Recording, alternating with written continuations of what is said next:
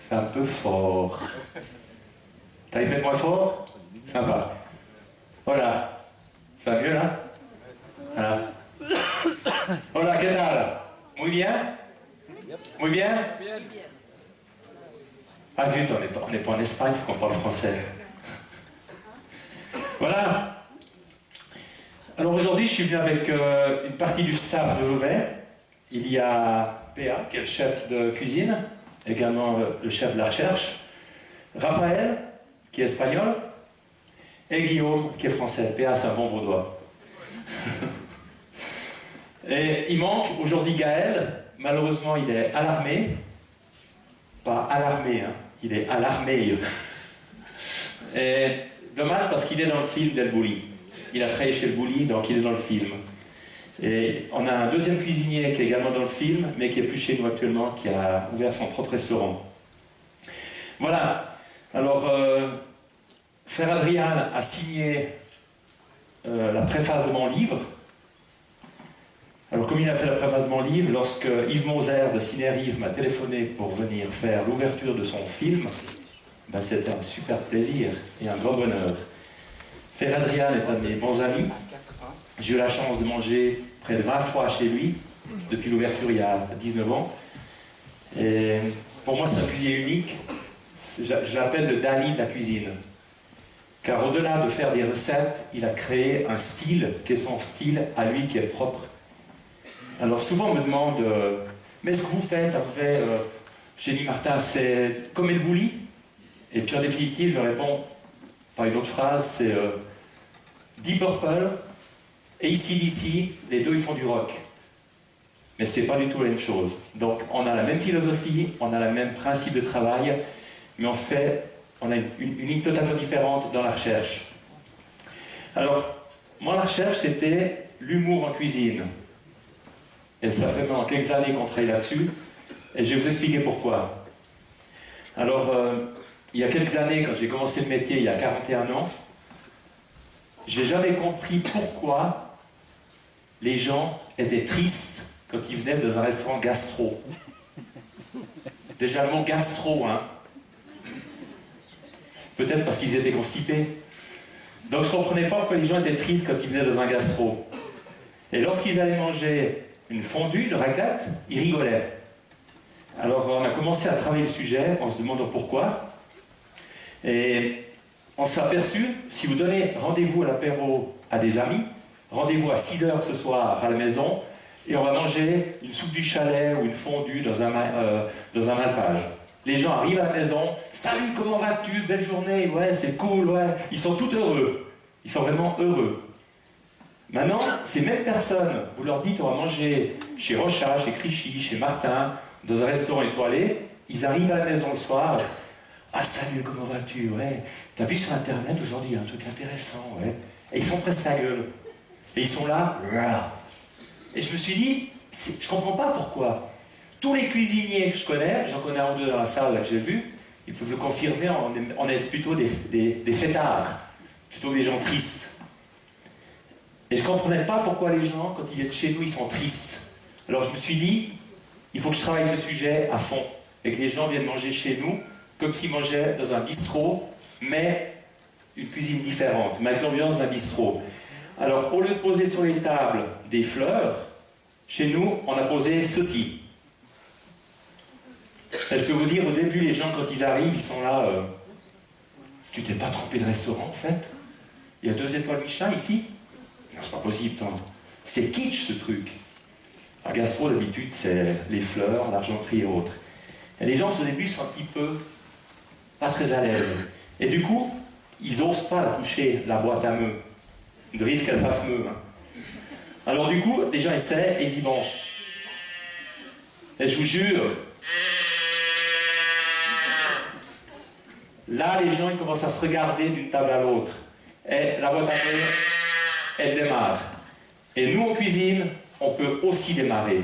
Parce que maintenant, on est prêt, les gens sont là dans une ligne qui est la nôtre, et nous, on peut attaquer notre travail qui est l'humour en cuisine. Donc, on va vous présenter quelques plats. Pour commencer, ce qui m'a toujours fait rire dans les restaurants gastro, c'est qu'il y a plein d'interdictions. Par exemple, les enfants, il y a plein de choses qu'ils ne peuvent pas faire. Les adultes non plus. Par exemple, on nous disait on n'a pas le droit de saucer. Donc, vous n'avez pas le droit de prendre le pain et aller dans la sauce. Dans un bistrot, vous pouvez le faire. Dans un gastro, vous payez très très cher la sauce. Vous ne pouvez pas le faire. Donc, réfléchissons. Alors nous, pour saucer, on a l'idée de faire une éponge. Et les gens, ils prennent l'éponge et ils mangent à l'éponge. Mais cette éponge, il faut qu'elle soit comestible. Alors, qu'est-ce que c'est cette éponge? C'est le contraire d'une tarte aux pommes. Une tarte aux pommes, on laisse reposer la pâte pour pas qu'elle lève. Autrement, vos pommes vont se barrer de la plaque. Et puis, comme il y a de l'air à l'intérieur, la pâte va lever. On la laisse reposer. Puis là, on fait des trous avec la fourchette après pour enlever l'air qui est à l'intérieur. Quand on fait une génoise ou un biscuit, qu'est-ce qu'on fait? On prend des œufs, du sucre, on monte au bain-marie, on fouette, on met beaucoup d'air, beaucoup d'air. Ensuite, on prend de la farine tamisée et on met beaucoup d'air dedans. Ensuite, on met ça dans un moule, ce qui va faire l'effet qui va se lever. On aura un biscuit. Maintenant, si je prends un siphon, le vieil appareil comme chantilly, hein, c'est vieux comme Hérode bientôt, on y met de la farine, des œufs et de l'eau en plus, on dépose dans un verre. Si on regarde, je pense qu'on le voit bien, vous avez exactement la masse que gamin, on va manger avec le doigt. Cette masse à biscuit. Si je dépose ceci maintenant au micro-ondes, qu'est-ce qui va se passer? Alors Guillaume va poser au micro-ondes. Comme il y a de l'eau à l'intérieur, l'eau va faire de la vapeur qui va pousser la masse, parce qu'elle est plus légère. Donc elle va pousser la masse et on aura l'effet du soufflet. Voilà. Et si j'ouvre à l'intérieur, on voit bien les trous où est passée la vapeur. Donc le principe aujourd'hui du biscuit, on le connaît. Et si on mettait par exemple du chocolat à l'intérieur, avec du jus d'orange, et on poserait ça dans un plat rectangulaire, on aurait un gâteau au chocolat en 10 secondes. Donc aujourd'hui, on est capable de faire des gâteaux au chocolat en 10 secondes. Alors pourquoi les faire en 45 minutes?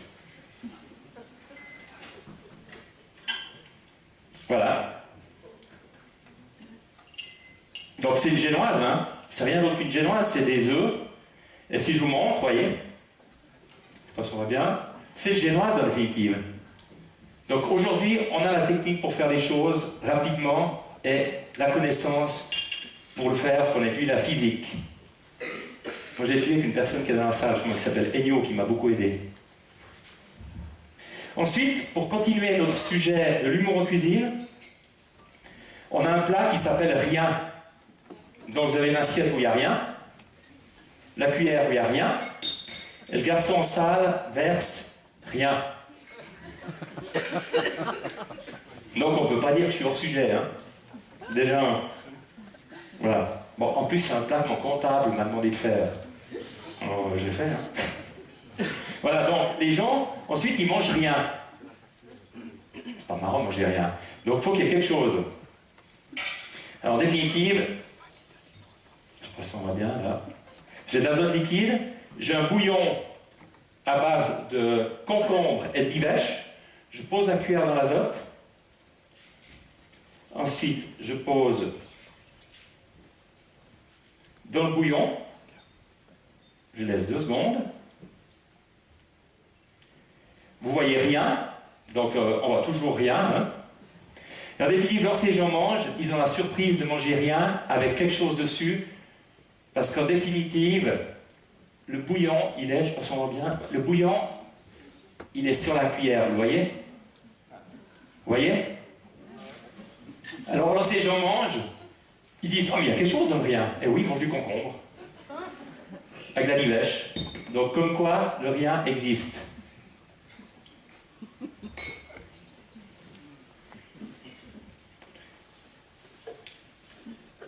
Ensuite, j'ai envie de travailler, dernièrement j'étais en Valais, où j'ai présenté des plats en Valais, et j'avais envie de retravailler la raclette. Donc à Beauvais, on fait la fondue au fromage, on travaille les produits du terroir, mais avec un visuel qui est le nôtre. Par contre, le goût est identique au plat traditionnel. Alors en Valais, connaît bien la religieuse, qui est la partie extérieure qui est brûlée quand on met ce four à raclette. Hein. Et nous, on a voulu faire l'hostie. Vu qu'elle est religieuse, on a fait l'hostie de raclette. On a fait un jus de raclette, donc on a cuit l'extérieur, les croûtes de fromage à l'eau. On a récupéré cette eau qu'on a séchée. Et on arrive à quelque chose qui est très croustillant. Ensuite, on a fait, drapeau valaisan oblige, nous avons fait des meringues au vinaigre. Vinaigre de vin rouge, c'est ça qu'elles sont rouges. Vinaigre et estragon. C'est-à-dire qu'on a le goût du cornichon. Vinaigre d'estragon égale cornichon. Hein.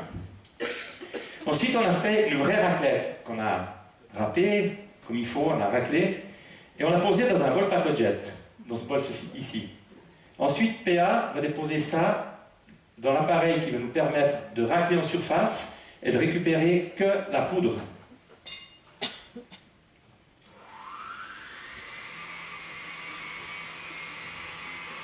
Par contre, il ne faut jamais oublier, c'est que si on fait une raclette de manière très design, il faut qu'elle soit aussi bonne, voire meilleure que la raclette normale. Sinon, il n'y a aucun intérêt de travailler autant autour pour que ce soit moins bon.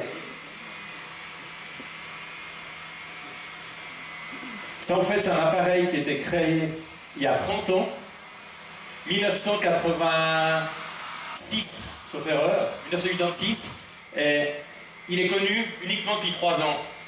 Donc, comme quoi, il faut du temps pour que les gens s'adaptent aux nouveautés. Et mon copain Jurian, j'ai eu dans la salle, Daniel. Tu te rappelles, Daniel, on nous les donnait à l'époque, les pacojet. Puis maintenant, ça vaut une fortune.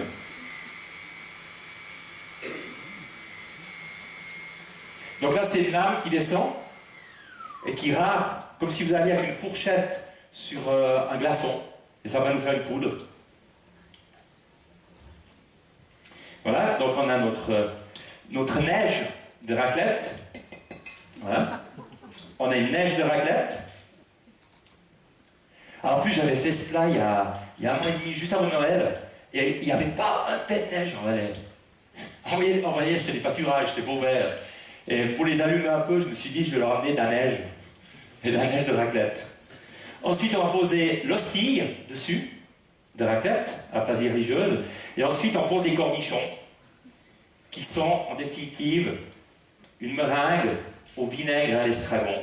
Et on a notre raclette. Et les gens mangent la raclette, ils ont le cornichon, la religieuse, ils ont tout. Pardon? On va faire goûter à 200 personnes, c'est un peu compliqué. Pardon? Oui, c'est froid. Ben oui, parce qu'on a voulu garder le goût, mais changer la structure et la température aussi. On a voulu vraiment faire quelque chose. Par contre, en bouche, ça pète la raclette. Hein. Il y a des gens qui sont dans la salle, il y a fois qu'on mangeait une fondue dans ce style. Et on mange vraiment la fondue. Voilà, autre chose. Vous vous rappelez tous la tequila boum boum? On allait au bar, on prenait le verre et paf, on tapait, boum boum, on buvait d'un coup, après on était complètement stone. Alors, nous on a voulu faire un plat, une tequila boum boum, mais qui se mange. Donc, au fond du verre, j'ai du blanc d'œuf lyophilisé et un tout petit peu de bicarbonate. Bicarbonate, entre autres, on en met dans la fondue pour faire souffler. Ensuite, je pose mon Schweppes, avec la tequila, et on brasse